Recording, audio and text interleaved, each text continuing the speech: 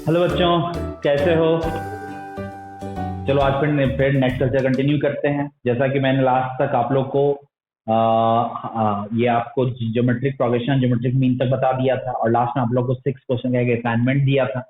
तो आज मेरा वही काम रहेगा कि पहले असाइनमेंट को कंटिन्यू करते हैं। तो लेक्चर जो 6 क्वेश्चन का असाइनमेंट दिया था उसको सबसे पहले मैं डिस्कस करता हूँ, फिर आगे कंटिन्यू करता हूँ। और उम्मीद है कि आप लोग जो जो चीजें हमने बता रखा है उसको ढंग से रिवाइज कर लिए होंगे। तो चलो आगे आज आगे कंटिन्यू करता हूँ। तो असाइनमेंट्स में जो क्वेश्चन दे रखे थे वन बाय वन करके मैं देखता हूँ और आप देखना कि आपने क्या किया और मैं क्या बता रहा हूँ, ठीक है? तो सबसे पहले देखना क्वेश्चन नंबर 1 देखना। तो क्वेश्चन नंबर 1 में देखो दिया हुआ ना, if the three geometric means be inserted between 2 and 32 then find the third geometric mean. नहीं मन निकल जाएगा। यानी कि 2 और क्वेश्चन नंबर 1 में अगर मैं स्टार्ट क्वेश्चन नंबर 1 में क्या दे 2 और 48 के बीच में 3 ज्योमेट्रिक मीन इंसर्ट कर रहे हैं। मतलब this is G1, this is G2 और this is G3। 3 geometric mean inserted between 2 and 48। तो फाइंड थर्ड ज्योमेट्रिक मीन मतलब G3 निकालना है। आई डोंट थिंक इसमें कोई प्रॉब्लम होगा, आप लोगों को ऐसा बता रखा है। अगर बनाना भी है तो चलो मैं एक बता देता हूँ। Late common ratio geometric mean है तो इस किस में होगा, ये जीपी में होगा। कॉमन रेशियो क्या मान लिया, आर कैलकुलेट करने के लिए last term equal to first term into r to the power, total term से 5 तो आर टू द पावर 4। तो ये हो गया कितना, ये आ गया 24। तो 2a are to the power n-1। तो यहाँ से आपका क्या निकल के आ रहा है कि अगर r की वाले बात करेंगे तो यहाँ से r इक्वल टू आ जाएगा, 1 सेकेंड ये 2 and 32 दिया हुआ है, 48 मैंने क्यों लिख दिया, 2 and 32। तो दिस इज 32। तो ये 16 हो गया। तो r to the power 4 equal to 16, तो r इक्वल टू 2 और G3 इक्वल टू क्या होगा, 2 इंटू आर क्यूब। तो 2 into 2 cube n GMs between two numbers is n power of single GM. मतलब इसका क्या मतलब है, तो मैं क्वेश्चन को समझाता हूँ। ए और बी के बीच में n जीएम्स इंसर्ट किए और ए और बी का सिंगल जीएम लिया। तो n जीएम्स इंसर्ट किए तो सबसे पहले ए जी बी, ये जीपी में है तो जी को क्या बोलेंगे, G equal to a b to the power half. तो क्या लिखेंगे, तो ये वाले सिंगल जीएम इसको लिखते हैं single GM of A and b. मतलब दो नंबर पहले हमने मान लिया a and b. Let a and b, let two number, दो नंबर जो हमारा बोल रहा है वो हमने क्या माना, ए कॉमा बी। हमने दो नंबर्स को ए और बी मान के कैलकुलेशन स्टार्ट किए। तो दो नंबर्स को हमने ए और बी मान लिया। अब देखो क्या बोल रहा है कि सिंगल जीएम ए और बी का क्या होगा, a b to the power half. और ए और बी के बीच में एन जीएम इंसर्ट करना है, and A comma G1 comma G2 comma G3 dot dot कहां तक है, Gn कॉमा बी। ये हो गया, ये इसको बोलते हैं एन जीएम बिटवीन क्या होगा, a and b. This are n GMs between a and b. ये जो होगा n GMs between a and B. तो आपका क्वेश्चन क्या कह रहा है, क्वेश्चन देखना। क्वेश्चन कह रहा है कि prove that the product of n GMs between two given number is the nth power of single GM. तो is the nth power of single GM. तो मतलब कह रहा है यहाँ पर, ये कह रहा है कि प्रोडक्ट ऑफ एन जीएम्स मतलब G1 G2 G3 dot dot Gn, product of n GM is equal to single nth power of single GM. तो ये प्रूव करना है, दिस इज इक्वल टू, पहले इसको कैलकुलेट करते हैं। तो G1 G2 G3 dot dot Gn। तो अब इसको कैलकुलेट कैसे करेंगे, तो ना फिर देखेंगे क्या आ रहा है। तो सबसे पहले इसको प्रूव करना है, दिस इज इक्वल टू, हमें प्रूव करना, टू प्रूव दैट, पहले देख statement, to prove that this equal to G to the power n, मतलब a b to the power n by 2। This is the single GM of, इसका power n n बोल रहा है, मतलब product of n GM is equal to nth power of single GM. तो इसके power N बोल रहा है, मतलब इतना प्रूव करना है। तो नाउ हमने एलएचएस स्टार्ट किया, एलएचएस स्टार्ट किया। देखो एलएचएस क्या है, G1 G2 G3 dot dot कहां तक है, Gn। अगर यहां तक कोई डाउट नहीं होगा तो देखो इसको क्या करेंगे। तो देखो सबसे पहले ये जो निकालते हैं तो हमें पता होगा, हमें रिजल्ट पता है। लेट कॉमन रेशियो क्या पता है, कॉमन रेशियो पता है b बाय ए। डायरेक्ट उसी रिजल्ट का यूज करते हैं जो हमने कैलकुलेट किया था पहले जीपी में, r equal to b by A to the power n+1। तो G1 को क्या लिख सकते हैं, G1 लिख दिया ए आर, G2 को क्या लिख दिया ए आर स्क्वायर, G3 क्या लिख दिया a r cube, dot dot dot gn को क्या लिख दिया, a r to the power n, using result जो हमने बता रखा है। अब देखो इसको लिख सकते हैं, ए देखो कितनी बार मल्टीप्लाइड है, तो n times a to the power n common हो गया, आर के पावर क्या आ गया 1 + 2 + 3 डॉट डॉट डॉट कहां तक चलेगा, dot dot up to n, r के पावर 1 से लेके n तक का समेशन। आई डोंट थिंक कि यहां तक कोई इश्यू होगा। अब आते हैं यहां पर, तो देखो नेक्स्ट स्टेप में, तो this is equal to a to the power n, r to the power ये एपी का समेशन है, क्या लिखें n इंटू n + 1/2, ठीक है। अब देखो r की वैल्यू हम पुट कर देते हैं, तो देखो a to the power n into b/a to the power 1/n + 1 और to the power n into n + 1/2, तो देखो n + 1 n + 1 कैंसिल हुआ ना। तो अब देखो ये क्या आ रहा है, a to the power n into b/a to the power n/2। अब देखो इसको क्या लिख सकते हो, a to the power n/2 into b to the power n/2 which is equal to ab to the power n/2 is equal to RHS। तो हो गया ना हैंस प्रूफ। तो स्टेटमेंट समझ रहे हैं, तो क्या रहा था, आपको क्वेश्चन समझना होगा। मतलब जो G1 से लेके GN तक जो आपका GM इंसर्ट किया किसके बीच में, A और B के बीच में, उसका जो प्रोडक्ट होगा वो इसके सिंगल GM के nth पावर के इक्वल होगा। तो देखो G1 से लेके GN तक का प्रोडक्ट निकाला तो आ गया ना। अब इसमें कंफ्यूजन होना है कि सर ये क्या लिखा है, ये आपको हमने GM इंसर्शन बता रखा है, जस्ट वो रिजल्ट जो लास्ट लेक्चर में बताया था उसको डायरेक्ट यूज कर लिया। तो थोड़ा एक दो तीन पेज पलट के देखिए, सारा चीज आपको दिख जाएगा, ये भी दिख जाएगा, ये भी दिख जाएगा। तो मेरी बात समझ में आ रही होगी, तो इसको एक बार देख लीजिएगा, कंफर्म हो लीजिएगा, क्लियर है तो नोट कर लीजिए। तो चलिए पहले इसको नोट कीजिए, स्क्रीनशॉट ले लो।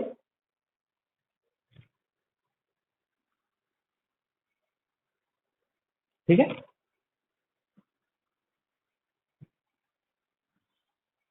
अब आगे के क्वेश्चंस को देखते हैं। तो हमने 3 प्रॉब्लम देख लिया, अब देखते हैं क्वेश्चन नंबर 4। क्वेश्चन नंबर 4 में क्या है, बढ़ा दो इधर।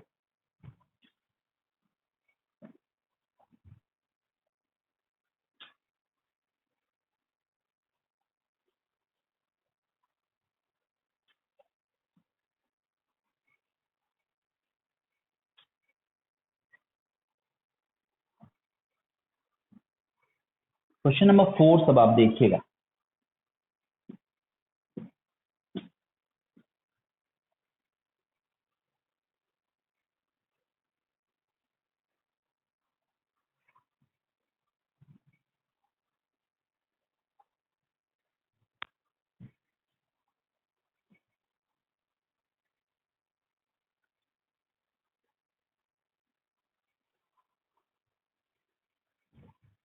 क्वेश्चन नंबर 4 देखना, दिया हुआ है ना कि if find n so that, question number 4 देखना, find n so that a to the power n + 1 plus b to the power n + 1 divide by a to the power n plus b to the power n may be the GM between a and b। मतलब given है, जो data दिया उस help से देखते हैं, a to the power n + 1 plus b to the power n + 1 divided by a to the power n plus b to the power, divide by a to the power n plus b to the power n is equal to GM between a and b। GM between a and b क्या होगा, ab to the power 1/2। ये data given है, तो इसके help से हमें n निकालना है। तो देखो अब करने क्या है, ऐसे तो डायरेक्ट कुछ नहीं दिख रहा है, तो बेस्ट अप्रोच है कि इसको क्रॉस मल्टीप्लाई करते हैं। तो देखना है, इसको क्रॉस मल्टीप्लाई करेंगे तो आपकी नजर यहां होनी चाहिए। देखो a to the power n + 1 plus b to the power n + 1 is equal to, इसको इधर लेके आए, ab to the power half a to the power n, तो a पे पावर एक इंक्रीज कर, हाफ इंक्रीज कर दिया, into b to the power half हो गया, ठीक है, प्लस इसको इससे मल्टीप्लाई करेंगे तो b का एक पावर इंक्रीज कर गया, n + हाफ हो गया, और क्या हो गया, into a to the power half. I don't think कि यहां तक कोई इश्यू किसी को होना चाहिए। डायरेक्ट मल्टीप्लाई किया, आप करके देखोगे तो यही आएगा। अब आते हैं कि यहां से n की वैल्यू कैसे निकालें, तो डायरेक्ट तो फिर कुछ नहीं दिख रहा है, तो सिंप्लीफिकेशन में सोचो कि यहाँ a to the power n, a to the power n + half, तो ये और ये क्लोजेस्ट पावर में है, तो इन दोनों को एक साथ रख देते हैं, इसको और इसको एक साथ रख देते हैं, ट्राई करके देखते हैं क्या हो रहा है। तो देखना, a to the power n + 1 minus a to the power n + half into b to the power half, ठीक है, is equal to b to the power n plus half into a to the power half minus b to the power n plus one, minus b to the power n plus one. अब देखना यहां से मैंने यहां से क्या किया कि a to the power n plus half common ले लिया, तो यहां से देखो ये क्या आ गया, a to the power half minus b to the power half, ठीक है, दिस इज इक्वल टू यहां से b to the power n plus half common ले लिया, तो क्या आ गया a to the power half minus b to the power half, ये तो कैंसिल हो गया क्योंकि इक्वल क्वांटिटी है। अब देखना क्या आ रहा है, that implies a to the power n plus half divide by B to the power n plus half, that is equal to क्या आ गया 1। आई डोंट थिंक यहाँ तक कोई इश्यू आप लोगों को होगा। अब देखो इसको ऐसा लिख सकते हैं, सेम पावर है तो ऐसा लिख सकते हो a by B to the power n plus half. अब ये एक्सपोनेंशियल के फॉर्म में गेन किया, दिस इज 1, तो 1 को ऐसा लिख सकते हो सेम बेस में a by B to the power 0। तो गौर से देखो पावर इक्वल टू 0 है, मतलब n plus half equal to 0, n equal to कितना होगा minus, this is answer. Simple था ना, देखने में बोले कॉम्प्लिकेटेड लग रहा हो सर कैसे कैलकुलेट करेंगे क्या करेंगे, पर अगर आप गौर से देखो तो देखो कितना टाइम लगा इसमें, है ना। तो यही है, ख्याल रखिएगा इस तरह कैलकुलेट करना होता है, ठीक है। तो चलो ये तो हो गया आपका। अब आते हैं नेक्स्ट क्वेश्चन, मैं एक एक करके बता दे रहा हूँ कि फटाफट कि आपका क्वेश्चन क्लियर भी हो जाए और एक नोट्स भी बन जाए आप लोगों का। क्वेश्चन नंबर 5 में आते हैं। 5 का मैं अप्रोच बता दूं, 5 आई थिंक बना लोगे, इसका क्वेश्चन बता रखा है। क्वेश्चन क्या दिया हुआ है सब, क्वेश्चन एक बार देखना। क्वेश्चन नंबर 5 दिया हुआ है, a small a b 1 am and g1 b2 b 2 gms between b and c। तो कह रहा है कि g1 cube plus g2 cube equal to twice ab। I think आप लोग को क्लियर होना चाहिए क्या कह रहा है, समझ में आनी तो चाहिए बात। तो देखो क्या दिया है, चलो क्वेश्चन जब उठा लिया है तो क्वेश्चन ए जो है बी और सी का am है, मतलब a इक्वल टू क्या लिख सकते हैं, a इक्वल टू दिया हुआ है b प्लस सी बाई 2, ये गिवन है, गिवन है, गिवन है। और एंड g1 g2 क्या है, gm between b and c, यानी b g1 g2 और c किसमें होगा, gp में होगा, तभी ना ये दोनों होगा gm ऑफ gm बिटवीन क्या होगा b एंड c। तो g1 g2 की वैल्यू निकालते हैं, तो सबसे पहले इसका इसके लिए क्या मानते हैं, लेट, अगर ये जीपी में है तो कॉमन रेशियो क्या माने आर माने, तो आर इक्वल टू कितना होगा c by A to the power 1 by n plus 1, तो एन कितना है इसमें 2 इंसर्ट किया तो 1 बाई 3। अब देखो g1 को क्या लिख सकते हैं, g1 equal to B are और g2 इक्वल टू क्या लिख सकते हैं बी आर स्क्वायर। तो बी आर मतलब क्या हो B into C by A पे पावर 1 बाई 3 और बी आर स्क्वायर मतलब B C by A to the power 2 by 3। तो जी1 भी आ गया, सॉरी ये G2 है, तो G1 भी दिख रहा है G2 भी दिख रहा है, G1 आ गया G2 आ गया, सब मैंने जो फॉर्मूला बताया डायरेक्ट उसी पे एडजस्ट कर दिया। G1 भी है आपके पास, G2 भी आपके पास। नाउ अब कैलकुलेट क्या करना है, G1 cube plus G2 cube. तो अब देखो G1 cube plus G2 cube calculate करो, सिंप्लीफाई करके आंसर आ जाएगा। G1 दिया G2 दिया, जो दिया वो मिल जाएगा। इसके आप सिंप्लीफाई खुद से करना, सॉल्व कर लेना, इसका सॉल्व खुद से करना। अब हर चीज मैं कैलकुलेट नहीं करूँ, जिसको बना लीजिएगा। अप्रोच मैंने बता दिया, अप्रोच बताते बताते मैंने ऑलमोस्ट कैलकुलेट भी कर दिया आप लोग। तो चलो कोई नहीं, आप इसको एक बार देख लीजिएगा, समझ में आ ही गई होगी बात। अब बस G1 cube G2 cube calculate करना, RHS आपका इक्वल आ जाएगा। तो ये है आपका नाउ LHS स्टार्ट किया और इसको सिंप्लीफाई, आप ये वैल्यू है इसको पुट करना, ठीक है। ये हो गया क्वेश्चन नंबर 5।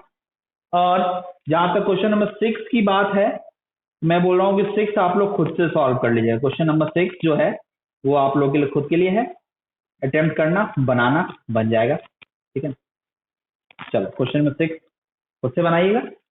अब आ जाते हैं, ये तो हो गया आपका 6 बना लेना, ट्राई करके देखना, नहीं होगा तो फिर मैं चाहे लेक्चर में डिस्कस कर दूंगा, चाहे जैसे डाउट होगा वो डाउट में डिस्कस कर दूंगा, एक बार ट्राई करके देखिएगा, ठीक है। चलो अब आ जाते हैं नेक्स्ट पार्ट में, जो मुझे डिस्कस करना है हार्मोनिक मीन। तो अब हमें जो डिस्कस करना है वो है हार्मोनिक मीन। तो चलिए पहले इसको नोट कर लीजिए और हार्मोनिक मीन पे आते हैं। What is harmonic mean, harmonic mean, ये छोटा है टॉपिक, ज्यादा इसमें लेंथ टाइम नहीं लगेगा, ठीक है। चलो मिटाते हैं। तो लिखिएगा हार्मोनिक प्रोग्रेशन, सबसे पहले हार्मोनिक प्रोग्रेशन HP, उसके बाद आगे कंटिन्यू करेंगे। तो HP लिखना, harmonic progression.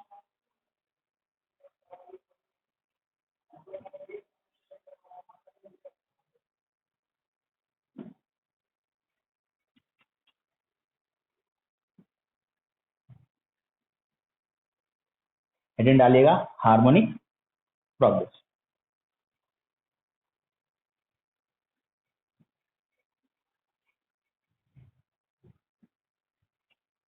Harmonic progression,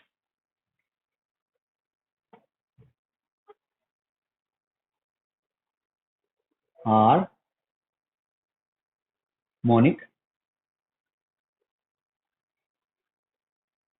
progression. Special sequence में ये तीसरा प्रोग्रेशन है, दैट इज हार्मोनिक प्रोग्रेशन। इसको क्या किस नाम से जानते हैं, इसको हम बोलते हैं HP के नाम। तो सबसे पहले स्टेटमेंट आएंगे, if sequence A1 A2 A3 dot dot dot dot AN are in HP। सुनना मेरे, पहले मैं कुछ बात बोल देता हूँ। देखो हार्मोनिक प्रोग्रेशन का अपना कोई भी आइडेंटिटी नहीं होता है।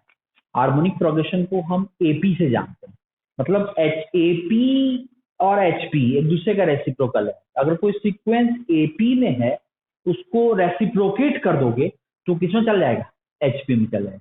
मतलब कोई सीक्वेंस HP में है, वाइस वर्सा वाली बात है, तो उसको रेसिप्रोकेट कर दोगे किसमें आ जाएगा, AP में।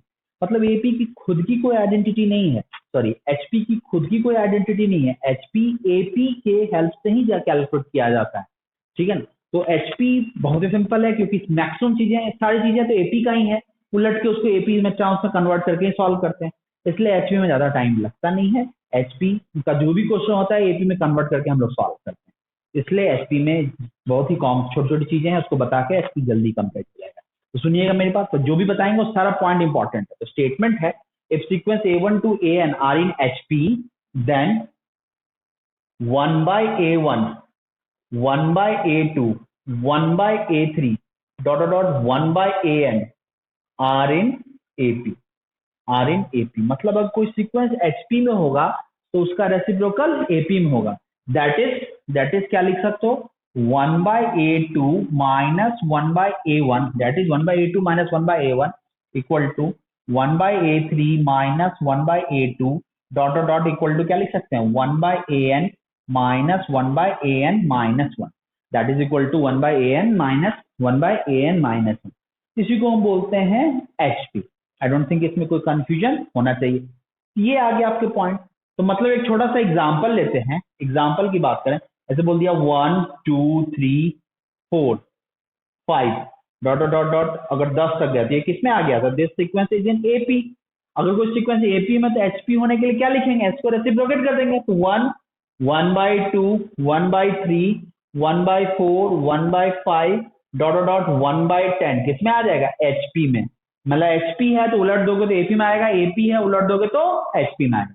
तो this is the condition for AP and HP, जो आपको दिमाग में रखना है। तो इसी को बोलते हैं हम हार्मोनिक प्रोग्रेशन। अगर कोई सीक्वेंस AP में होगा तो उलट दोगे यानी रेसिप्रोकेट कर दोगे तो HP में हो जाएगा। तो इसको दिमाग में रखिएगा। HP की खुद की कोई आइडेंटिटी नहीं होती है, ये दिमाग रखना। HP AP का रेसिप्रोकेट होता है, तो जो भी प्रॉब्लम हमारा HP में सॉल्व करना होता है उसमें उसको हम AP में कन्वर्ट करके सॉल्व कर लेते हैं।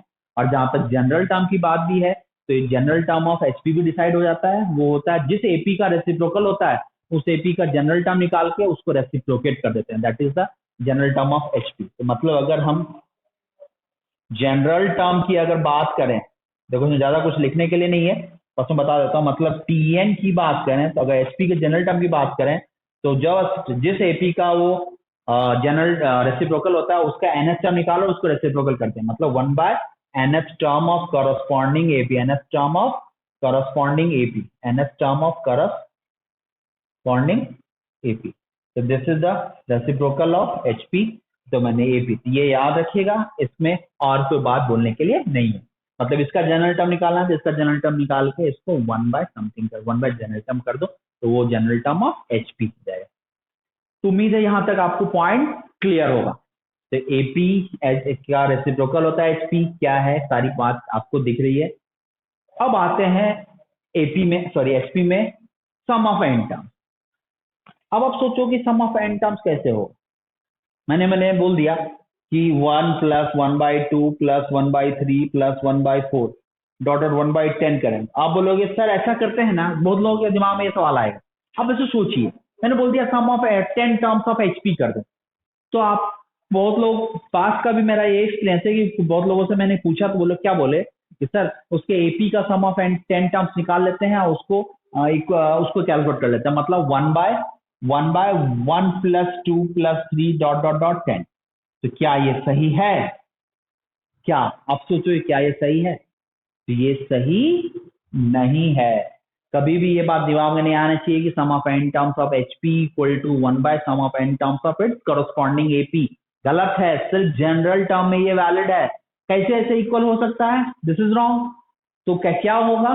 तो मतलब ये अगर रॉन्ग है तो sum of N terms of HP के लिए क्या फॉर्मूला होगा? कोई फॉर्मूला तो होगा। तो मेरा यहाँ पर ये स्टेटमेंट है और ये स्टेटमेंट आपको याद रखना है कि एचपी के केस में कोई भी जनरल फॉर्मूला अवेलेबल नहीं होता है for finding sum of N terms. There is no formula for finding sum of N terms of HP. ये बात याद रखिएगा क्योंकि कहीं कंफ्यूजन की कोई गुंजाइश नहीं है। कोई फॉर्मूला नहीं होता है, नो फॉर्मूला। इसको नोट में लिखवा देंगे, कोई दिक्कत नहीं है। मतलब no formula for sum of N terms. Sum of N terms के लिए सम ऑफ एन टर्म्स के लिए क्या होता है? No formula. ठीक है, वैसे हम नोट्स में लिखवा देंगे there is no formula for finding sum of N terms of HP. तो उम्मीद है ये पॉइंट सारा क्लियर होगा। ये बात याद रखिएगा।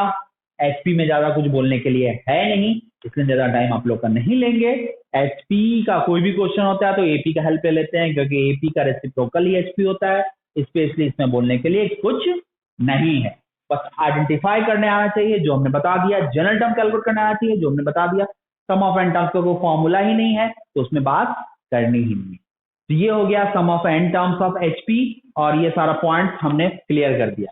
अब आ जाते हैं एचपी के केस में नोट की बात करते हैं। ठीक है, तो चलो पहले नोट कर लो, इसको पहले नोट कर लो, फिर मैं कुछ 3 पॉइंट डिस्कस करूंगा। ठीक है, 3 पॉइंट डिस्कस करें।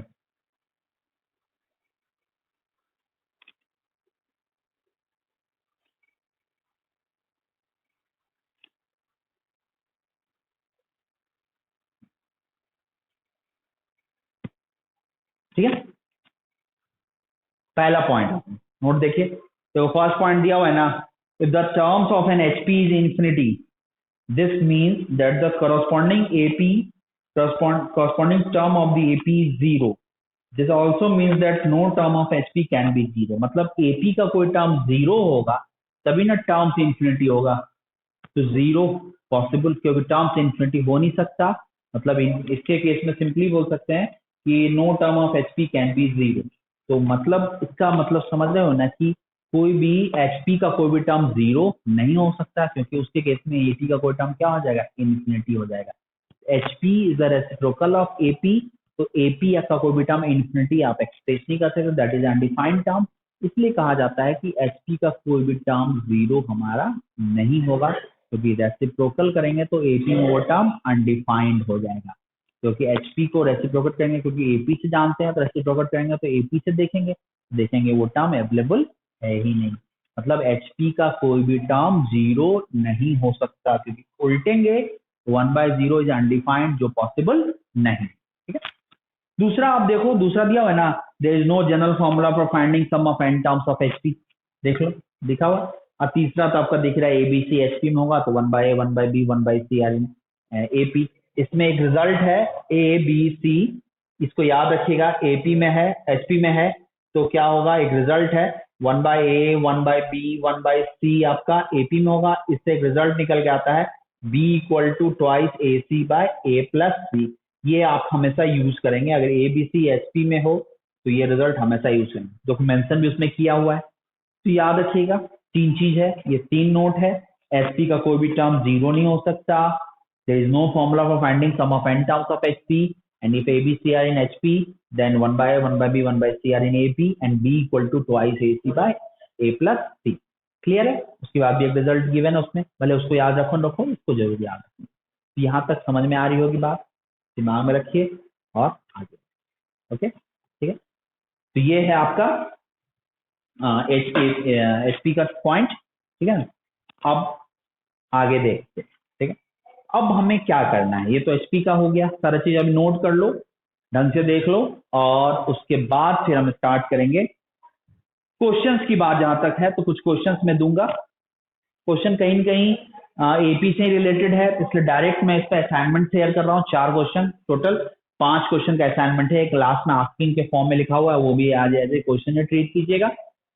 ये टोटल 5 प्रॉब्लम है आपके पास, इस 5 प्रॉब्लम को आप सॉल्व करके रखिएगा। मैं इसीलिए इस पे कोई क्वेश्चन नहीं बता रहा हूँ क्योंकि एपी बता रखा है, एपी पे सारी चीजें क्लियर है, तो बस एपी में जो भी एचपी है उसको एपी में कन्वर्ट करके आप सॉल्व कर सकते हैं। ऐसा कुछ नहीं है जो आपसे नहीं बनेगा, जो एपी ढंग से किया होगा उससे एचपी का कोई भी क्वेश्चन नहीं छूटेगा। तो इसको बना लीजिएगा। ये 5 क्वेश्चन अभी आपको दिख रहा है, ये 5 क्वेश्चन आपका होम असाइनमेंट है फॉर हार्मोनिक प्रोग्रेशन। अब जो भी होगा इसमें जो भी क्वेश्चन अगर लगेगा तो मैं इसको नेक्स्ट क्लास में आपको डिस्कस कर दूंगा। तो क्लियर है मेरी बात, समझ में आ रही होगी बात? इसी को हम बोलते हैं हार्मोनिक प्रोग्रेशन। ओके, मिटा दो इसको।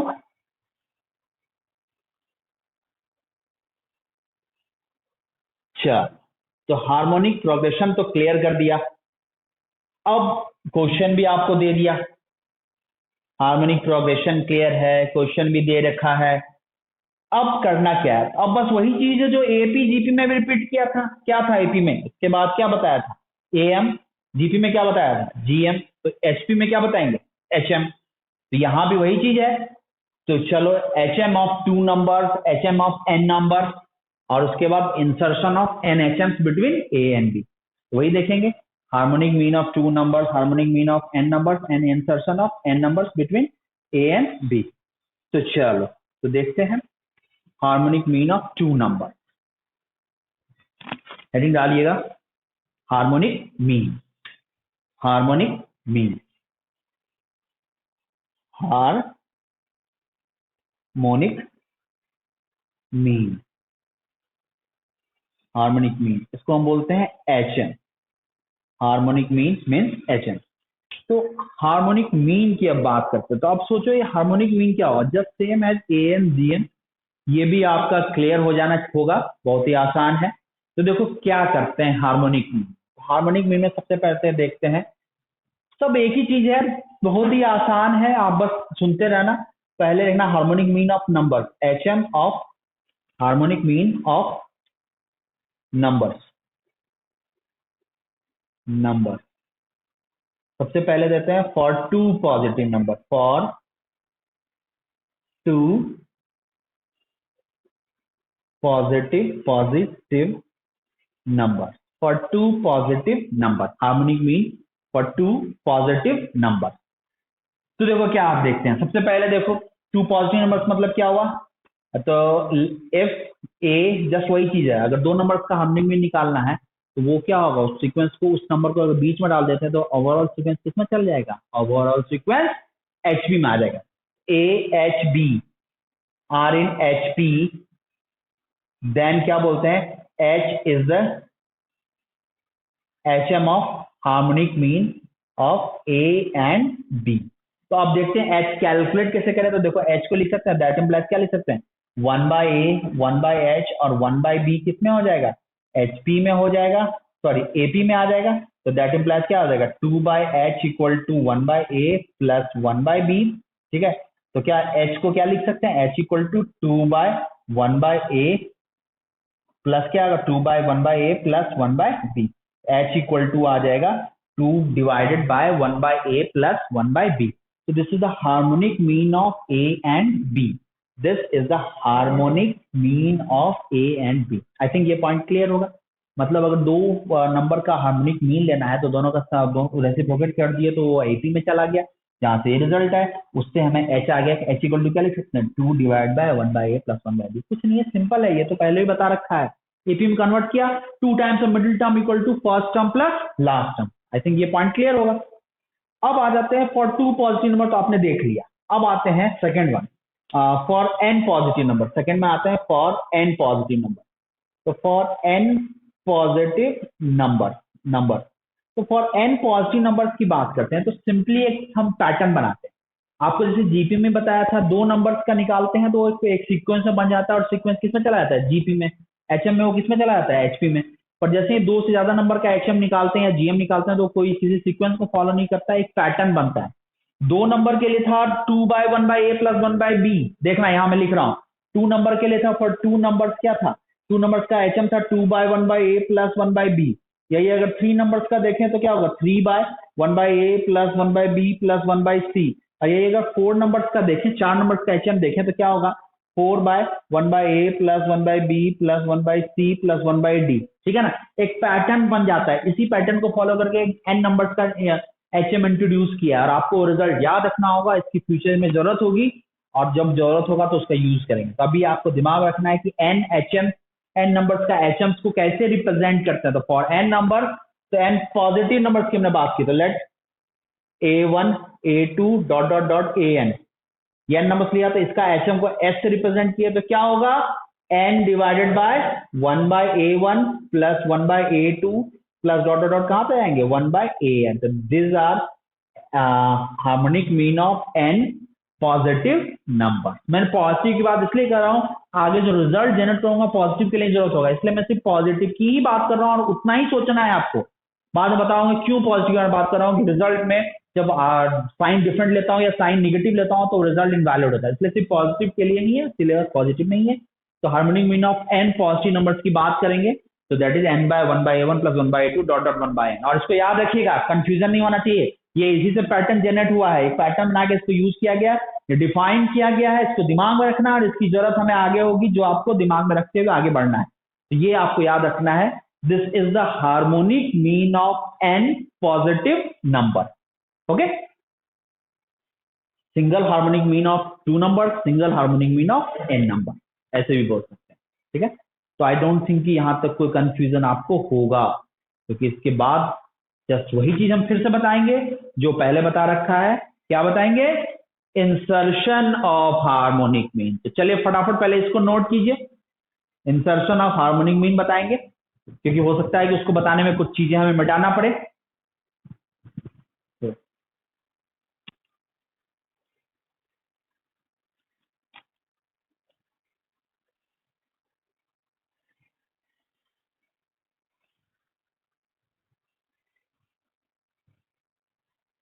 ठीक है, तो हेडिंग डालिएगा insertion of harmonic mean. Insertion, अभी मैं इसको रहने देता हूं, जरूरत पड़ेगी तो मिटाऊंगा। ठीक है, चलिए छोटा सा टॉपिक। मैंने कहा नहीं कि एक बार जब फ्लो पकड़ लेगा तो आपको चीजें आसान लगने लगेंगी और आसानी से चीजें निकलती भी जाएंगी। बस आपकी रिस्पॉन्सिबिलिटी है। देखिए मैं नंबर ऑफ लेक्चर ज्यादा ले रहा हूँ, कि मैं क्वेश्चंस को बहुत ज्यादा डिस्कशन करने की कोशिश कर रहा हूँ। जो भी होम असाइनमेंट दे रहा हूँ मैं कोशिश कर रहा हूँ उसको क्लास में डिस्कस कर दूं। क्यों कर रहा हूँ, क्योंकि इससे मैं क्लास लेक्चर बढ़ जा रहा है, मैं टाइम तो लिमिटेड लेक्चर बढ़ जा रहा है, तो कभी कभी इसी कारण से कभी कभी मैं डबल लेक्चर डाल दे रहा हूँ, कभी कभी 1-2 लेक्चर आ जाता है। रीजन यही है कि टाइम भी पकड़ना है और आपको सारा क्वेश्चन भी बताना है, तो कभी कभी हमें डबल लेक्चर डालने की मजबूरी हो जाती है, क्योंकि टाइम फिर भाग जाएगा तो सिलेबस लेट हो जाएगा। इन सब चीजों का भी ख्याल रखना है। तो जितना अलॉट, जितना टाइम होना चाहिए उसके ज्यादा टाइम में ले रहा हूँ। रीजन कि मैं क्वेश्चन बहुत ज्यादा डिस्कस कर रहा हूँ, आपको एक एक चीज फील करा दे रहा हूँ, ये भी है, ये भी है, इसको ऐसे बनना है, इसको ऐसे बनाना है। तो मेजर क्वेश्चन मैं क्लास में कर दे रहा हूँ, तो आप बनाओगे तो आपने आप खुद से कंफर्टेबल फील करोगे कि चीजें जो बन रहा हो लगे हाँ ये तो सर ने बताया था, ये तो बताया था। तो बस इसी चीज का मैं ख्याल रख रहा हूँ। तो भले हमें मेहनत कर रहा है, डजंट मैटर, बट आपको चीजें ऐसे, आपको जो बताया वो अच्छे समझ में आ जाए तो हमें लगेगा कि भाई हमने जो मेहनत किया वो सफल रहा। तो बस जो मैं लेक्चर देता हूँ उसको शांत दिमाग से एकदम स्थिरता से सारी चीजें देखना, और बैकलॉग मत होने देना। ये मेरी आपसे रिक्वेस्ट कि बैकलॉग अगर होगा तो प्रॉब्लम आप ही के साथ होगा। आपका पिछला लेक्चर बच जाएगा तो आगे का लेक्चर बढ़ता जाएगा तो दिक्कत आपको होगा। तो अभी आराम से सारी चीजें चल रही हैं और आप उसको बस समय के साथ पकड़ के फॉलो करो, और जितना बनाने का आ जाए उसको बनाते रहो। कोई उसमें इफ एंड बट कोई वेस्ट टाइम वेस्ट करने वाली कोई गुंजाइश नहीं होनी चाहिए। आगे आप समझदार हो, ठीक है। चलो करते रहो, समझाने का काम तो हमारा है, अब करना तो तुम्हें ही है। तो चलिए थर्ड लिखते हैं, insertion of NHM between A and B, यानी A और B के बीच में NHM इंसर्ट करना है। Insertion of NHM between A and B, A और B के बीच में NHM हमें इंसर्ट करना है। तो क्या होगा भाई NHM इसके बीच में, तो सुनिएगा मेरी बात, तो देखिएगा, late A and B are two numbers and H1 H2 H3 Hn are n numbers, just वही चीज है, मैं स्टेटमेंट लिख देता n numbers such that A comma H1 comma H2 comma कहां पे चले गए Hn comma B are in HP, मतलब ये सीक्वेंस कितना चल जाएगा, ये सीक्वेंस चलाएगा HP में। अगर ये सीक्वेंस HP में आ गया then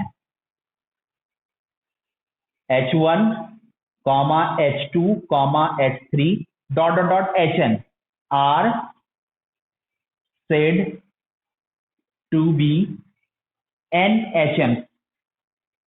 NHMs between A and B। मतलब कहना यहां वही है, जो आपका AM में चल रहा था, जो आपका GM में चल रहा था, वही इसमें भी है। वहां AM था, यहाँ GM, तो वहां सेकंड में GM था, यहाँ HM हो गया। बात घुमा फिरा के वही है, A और B के बीच में n नंबर इस तरह से डालना है कि ओवरऑल सीक्वेंस अगर AP में होगा तो AM हो जाएगा, GP में होगा तो बीच वाला टर्म सब GM हो जाएगा, और HP में होगा तो बीच वाला सब सारा टर्म क्या होगा NHMs between A and B। यहाँ HMs पढ़ रहे हैं तो दैट इज हम बोल सकते हैं that is A comma H1 comma H2 comma H3 कहां तक है Hn कॉमा B किसमें होगा R in HP, that is all sequence R in HP। तो मतलब अगर ये सीक्वेंस अगर HP में होगा तो आप क्या बोलोगे, अगर ये सीक्वेंस HP में होगा तो these are NGMs between NGM। अब इसे हमें कैलकुलेट करना है, सुनना मेरी बात, these are NGMs between A and B। तो कैलकुलेशन क्या करेंगे, तो वही चीज है। तो नाउ इसको रेसिप्रोकेट करते हैं, तो 1/A 1/H1 1/H2, बस इसको AP में कन्वर्ट कर देते हैं 1/H3 1/Hn कॉमा 1/B किसमें आ जाएगा कन्वर्ट होके। अब ये सीक्वेंस आ गया AP में, रेसिप्रोकेट कर दिया। अब सारा टर्म्स निकालना है, तो कुछ नहीं करना है, तो let common difference equal to क्या मान लिया D। तो D को देखो टोटल नंबर ऑफ टर्म्स कितना है, यहां से तक n है, पहला लास्ट मिला के n+2 हो गया।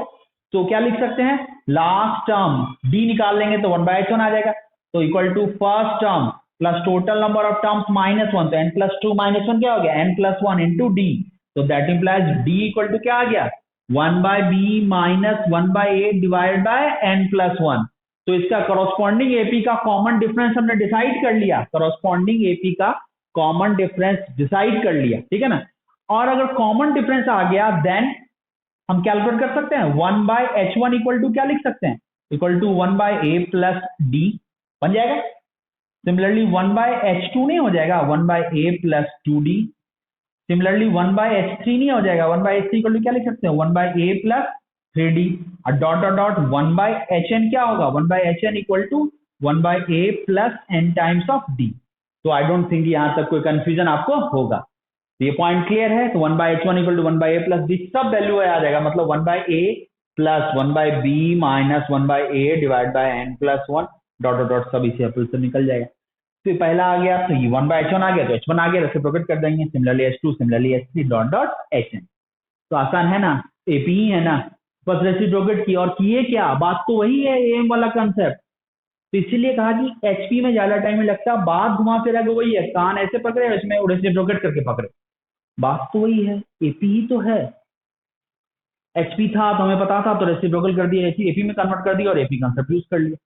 इसीलिए HP आसान होता है, ज्यादा इसमें कुछ करने के लिए होता नहीं है, इसीलिए नंबर ऑफ क्वेश्चन भी आप कम देखिएगा, ठीक है, क्योंकि AP है। अगर मन है तो एपी को उलट के एचपी में कन्वर्ट करो, तो बात क्वेश्चन वही है। तो बस तो इसको आप देख लीजिएगा, जो बताया उसको समझ गए मेरी बात। तो फटाफट इसका एक स्क्रीनशॉट लो बिना कोई टाइम वेस्ट किए हुए। फटाफट इसका एक स्क्रीनशॉट लीजिए और फिर बताइए कि कहीं कंफ्यूजन होगा तो हम देखेंगे। जैसे हमें नहीं लगता है कि हमने कॉमन डिफरेंस निकाल दिया, सीक्वेंस एन एच एम से इंसर्ट किया, सारी चीजें आपको दिख रही हैं। अब जो है क्वेश्चंस की बात आई, तो प्रॉब्लम भी इस पे जो मैं डिस्कस करूंगा, वो मेरा यही काम है कि इसमें मैं आज की क्लास में मैं आज प्रॉब्लम डिस्कस नहीं करूंगा। यहाँ तक मैंने सारा थ्योरी समझा दिया, और थ्योरी कुछ नया नहीं है, आप लोग इस तरह की थ्योरी आप एपी में पढ़ चुके हो, इसलिए इसमें भी मैं प्रॉब्लम आप लोगों को शेयर करूंगा, और आप लोगों की रिस्पॉन्सिबिलिटी होगी कि सारे प्रॉब्लम्स को करके रखें। और जो असाइनमेंट 1 जो दिया है आज के केस में एचपी का जो 5 क्वेश्चन, वो और इस पे जो असाइनमेंट है, वो दोनों के असाइनमेंट का क्वेश्चन मैं नेक्स्ट क्लास में जो भी लगेगा उसको डिस्कशन कर दूंगा, जो नहीं लगेगा, जो मुझे लगेगा मैं वो डिस्कस कर दूंगा। अगर लगेगा कि सब आपसे बन जाएगा तो फिर तो कोई दिक्कत ही नहीं है, ठीक है ना। तो ये आप दिमाग में रखिएगा, ठीक है ना। तो चलो यहाँ तक फिनिश करते हैं, और अगर कुछ होगा तो अब नेक्स्ट क्लास में, ठीक है। नोट कर लिया सब, नोट कर लीजिए, कहीं कंफ्यूजन है तो उसको भी देख लीजिए, ठीक है।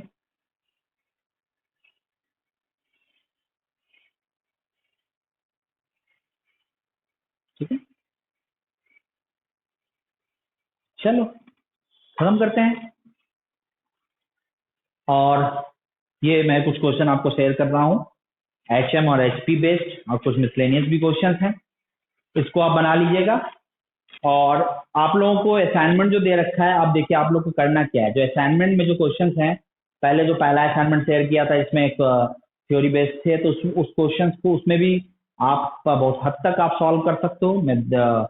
और आपको एक असाइनमेंट और दिया था, सेकंड असाइनमेंट, जिसमें लगभग अराउंड 75 क्वेश्चन थे। उसमें एपी का अलग क्वेश्चन था, जीपी का अलग क्वेश्चन था, एचपी का अलग क्वेश्चन था। एपी, जीपी, एचपी के जितने भी क्वेश्चन हैं, एक एक क्वेश्चन आप बना लीजिएगा आज की क्लास के बाद, उसमें एक भी क्वेश्चन बचा नहीं रहना चाहिए, उतना बना लीजिएगा। और पहले वाले असाइनमेंट्स में जितना तक बन पाए उतना आप सॉल्व कर लीजिएगा। तो कोशिश कीजिएगा कि ये दोनों मेरे साथ ही, जो मैं क्लास में चल रही है उस क्लास के साथ ही, आप ये दोनों असाइनमेंट से एक एक क्वेश्चन आप बना के कंफर्म होके फ्री हो जाइएगा, क्योंकि फिर ये भी बच जाएगा तो फिर हेडेक होगा। तो सबसे पहले आप लोग की कोशिश यही रहेगी, जितना मैं कह रहा हूँ उतना ही करें, कोई और इधर उधर अभी ना देखें बुक्स, क्योंकि सबसे पहले इतना कर लोगे तो आपके लिए यही एक बहुत बड़ा अचीवमेंट होगा। नंबर ऑफ क्वेश्चंस बहुत है, क्योंकि क्लास में भी मैं हर तरह के क्वेश्चन डिस्कस कर दे रहा हूँ, फिर उसके बाद इतना क्वेश्चन आपसे भी बनवा रहा हूँ, तो अब इसके अलावा क्या चाहिए। क्लास के साथ साथ लगभग अराउंड 400 से 500 क्वेश्चन का आप डिस्कस कर रहे हैं एक पूरे टॉपिक में, सोचो। तो कम नहीं है, क्योंकि आप असाइनमेंट जो 78 क्वेश्चन असाइनमेंट में है, और पहले सेकंड फर्स्ट असाइनमेंट लगभग अराउंड 200 क्वेश्चन है, लगभग 100 प्लस क्वेश्चन तो मैं क्लास में डिस्कस कर रहा हूँ। तो उससे ज्यादा क्या चाहिए। तो मतलब भाई ये कि मैक्सिमम क्वेश्चन मैं साथ ही साथ लेके चल रहा हूँ, तो आप लोग को जो कहा जाए उसको बनाते रहिए, और बस बना के फ्री होते रहिए। तो अभी बस वही दोनों असाइनमेंट कीजिएगा। पहले आपका जो असाइनमेंट है 75 क्वेश्चन का, उसको बनाइएगा, फिर उसको बनाइएगा, और जैसे भी हो उसको दोनों को आपको कंप्लीट करना है, ठीक है। तो इसको नोट कर लिए हैं, तो इतना कर लीजिए, और जो भी होगा मैं अब नेक्स्ट क्लास में देखूंगा, ठीक है ना। उम्मीद है कि आज तो मेरा सारा एचएम तक कंप्लीट हो गया, मेजर चीजें मैंने आज कंप्लीट कर दिया है। अब जो नेक्स्ट क्लास में होगा, पहले सबसे पहले मैं डाउट देखूंगा आपका, क्योंकि मैं हर तरह के जो भी मैं असाइनमेंट देता हूँ प्रीवियस क्लास में, उसका डाउट्स मैं नेक्स्ट क्लास में देखता हूँ। पहले डाउट देखूंगा, और फिर हमारा काम होगा कि आपको एजीपी बताएं। तो अब मैं नेक्स्ट क्लास में अरिथमेटिक ज्योमेट्रिक प्रोग्रेशन स्टार्ट करूँ, ठीक है। एजीपी भी बहुत ज्यादा लेंदी टॉपिक नहीं है, सिंपल ही है। उसके बाद फिर देखते हैं क्या, ठीक है ना। इतना करके रखिएगा, नेक्स्ट क्लास में। Okay, all the best.